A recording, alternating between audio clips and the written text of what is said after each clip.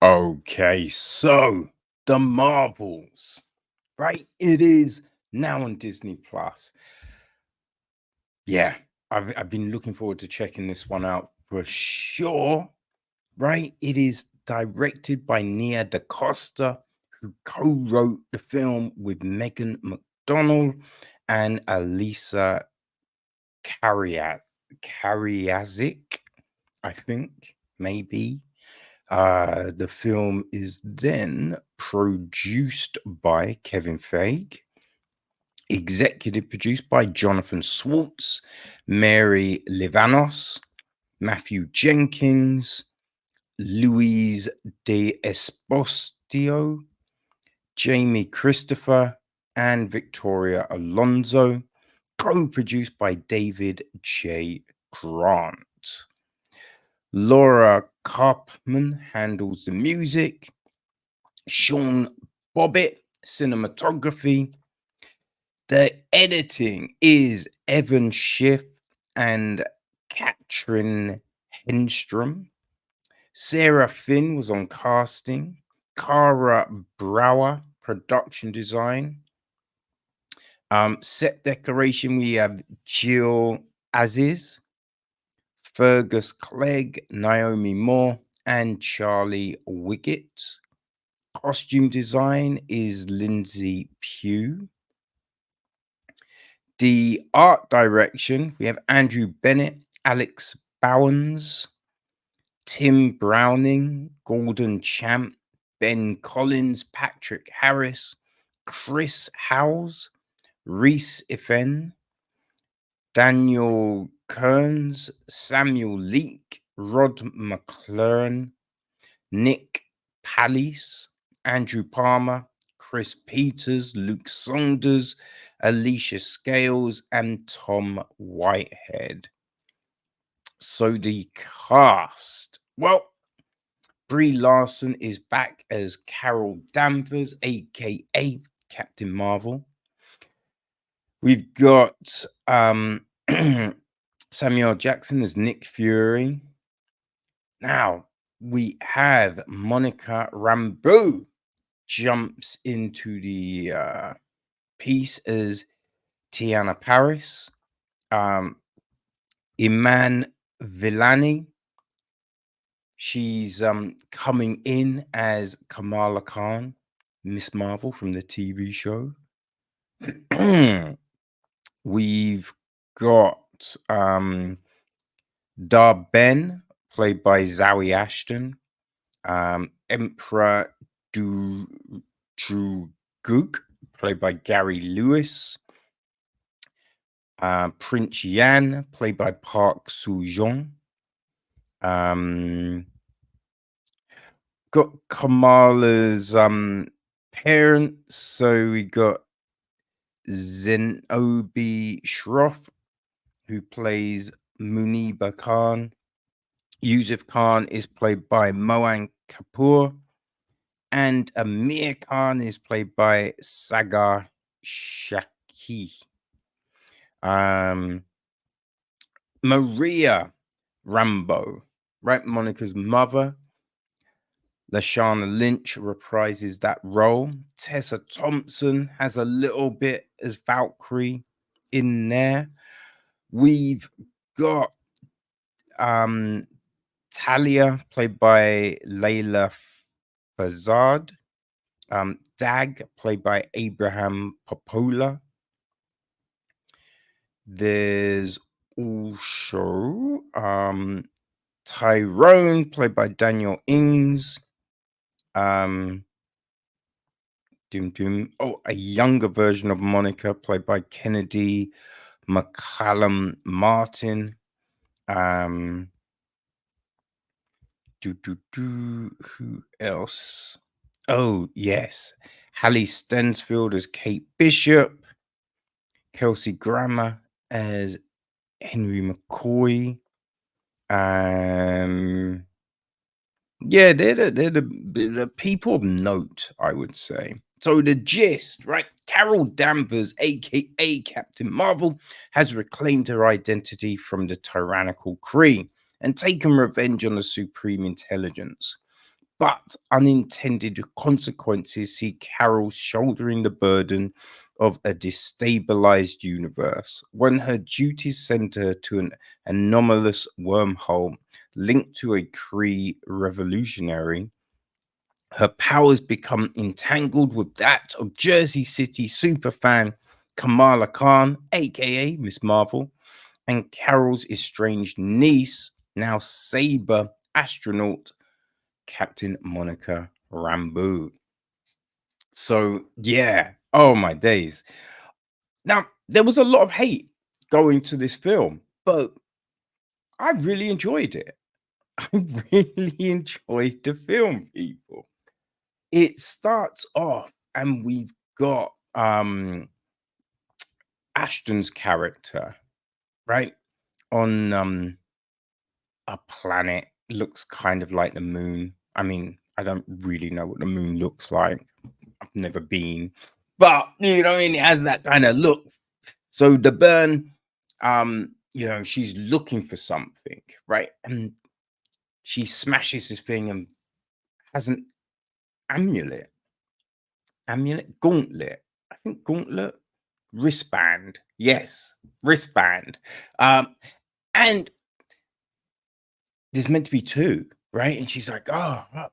But you look at this band and you're like, hold on, that looks very much like Kamala's, right?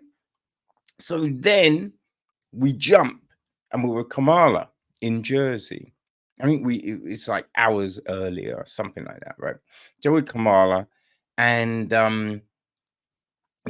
she's doing Kamala things, right? Just such a crazy fan of Miss Marvel, Captain Marvel. So there's all of that, right? We then jump and we got Monica investigating an anomaly. Right, so all of these different things are going on. Kamala goes to use her powers, and boom, now she is where Monica would be. And we're like, what is happening? Like Miss Marvel, like Captain Marvel is where Kamala was. So we just got these different odd things going on. It's like the story. I think it's a lot of fun. The story is fun because we got these characters working together to then prevent this big thing that's happened, to the Kree and the ramifications on like the scroll and other people, right? We see that. Yeah, I haven't got around to Secret Invasion, so I don't know all the other ins and outs with the scroll, but they're kind of refugees right here, you know? So we just see all of this and how the burn is look, she wants to help her people, but to the detriment of everyone else. Right. So it's messy. It's proper messy. Right. We got Carol dealing with all the craziness from her past. Monica, like from her mother's death, Carol's abandonment. So there's a lot of things happening there. It all works because of Kamala, right? Just this infectious, enthusiasm that she brings. And it's believable. That's the big thing here, right? In the TV series, she's sold as being this real fan. She's fan fiction. In the comics, it's that too. But she embodies that, right? Just from the way she's standing, the grin on her face, right? The timbre of her voice, just all of that tells you of her excitement, which not an easy thing to pull off, right? Not an easy thing to pull off, but Imani does a superb job of that. The acting is very good here. We especially we got oh man, the whole situation with Park Seo-joon, that is, oh, that was so much fun. That was like, you're not expecting it, right? You're not expecting it. So all the singing and the dancing, and it's so colorful. The carol is not that well. She says she's dancing. It's not good. It's not good, people. So all of this, it just really helps bring this film to life and give it this kind of a different feel from a lot of the other ones. Right? We got that. I didn't quite get the whole brain egg thing, but what we got from that was just, I mean, it was kind of gross, right? But again, you can see the logic in it. But you wouldn't want to be in that situation, right? You would not want to be in that situation. I think Kamala's family is fantastic too, because you buy the bond, right? You buy the bond, and I think that's, oh, it adds a magicness to all of this. So as the story goes on, it makes sense, right? What the man is doing, and then it's up to the girls to stop. So all of this, Fury's involvement, it's in the comics, it's Sword. So it's interesting that it's Saber in the films. But that's, you know, compelling, right? You want to know more about Saber, right? I think we get enough information. And the other big thing here, obviously, the events spin out of the first Captain Marvel. They spin out of Miss Marvel, the TV show, and the WandaVision. So we have all of that, but you can follow the film, I think, if you haven't seen any of those before. I think you will still be able to enjoy this film, which is very important, right? Very important. The end,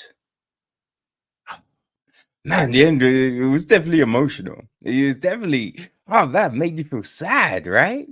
And then we got like the very last scene in the film before the credits, which, I mean, oh shit. Oh shit, like it's a huge setup, but and it's playing on like those early films like Iron Man and Thor and all the, Captain America. So it's a little play on those, but just done in a, yeah, an enjoyable way. But then you just think, okay, so I wonder what team they're looking to set, right? Because there's a few it could be. So I'm definitely intrigued in that front. Definitely intrigued. And then our cut scene in the credits, boy, I mean, that just opens up so many other things as well. So many other things. So there's just so much to like about this film. That now, some of the CGI effects aren't the best, but for the most part, it's pretty solid, I would say. You know, I mean, I can't see for shit, so maybe you think something different. But for me, for the most part, it was pretty good. It was pretty good. As I said, look, the acting is great. Like the soundtrack, all of that works very well. And what it then sets up is intriguing. I'm intrigued. So I love what DaCosta did with this. And hopefully they bring her back for some more stuff, right? Hopefully. So yeah. If you haven't seen the Marvels, people, it is definitely worth checking out. Don't listen to all the hate because it does not. It's not a terrible film for sure. In my eyes, it's not a terrible film. So yeah, if you enjoy, the MCU and everything that has come up from it, then I'll tell you now, the 33rd entry doesn't let things down. 33rd entry. That's fucking crazy, right? Jeez. The end credits were good. The end credits were real good. I like that way they did all of those. And like we also, when we had the Kamala scenes at the very beginning, right? She's writing I think, I'm not sure if she's writing in a journal or if she's doing some fan fiction, but all the graphics and everything with that was very good too. So yeah, the Marvels, people, it's now on Disney. So there's no reason not to check it out. Check it out. It was a lot of fun. Okay. The Marvels.